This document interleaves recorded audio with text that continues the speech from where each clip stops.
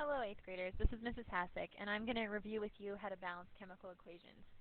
This is going to help you practice for our quiz and our test over this chapter.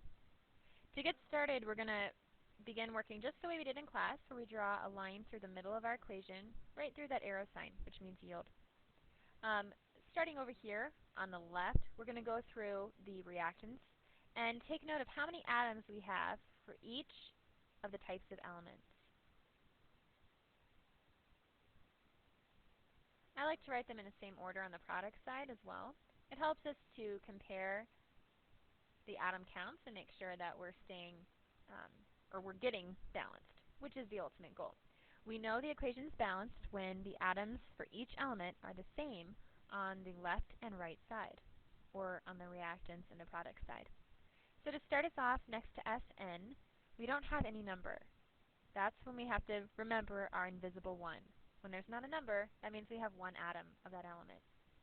Same goes with the O and the N. When there's no subscript, we know there's one atom. For the F, the fluorine, we've got 3 as a subscript. This tells us there are 3 atoms.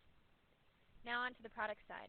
Next to Sn, there's not anything written down, so that's the invisible 1.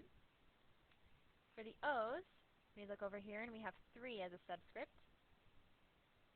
For the N's, we have 2 as a subscript, which tells us 2 atoms.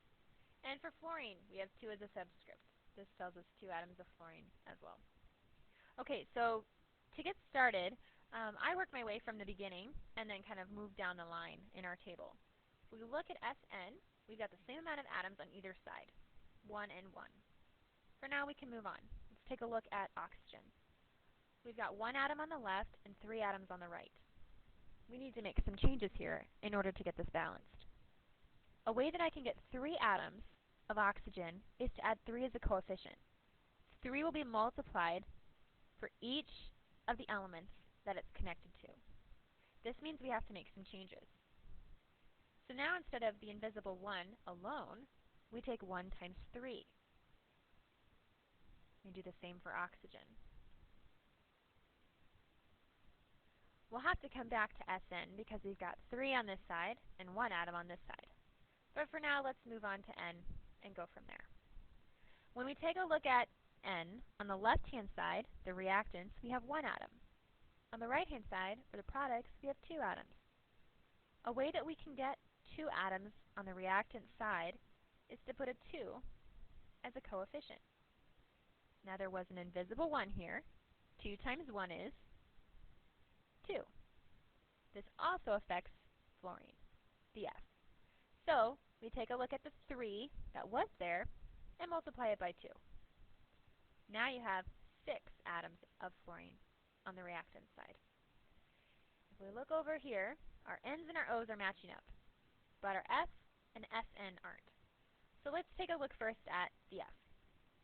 We need to get 6 fluorine atoms. What can you do to 2 to get 6?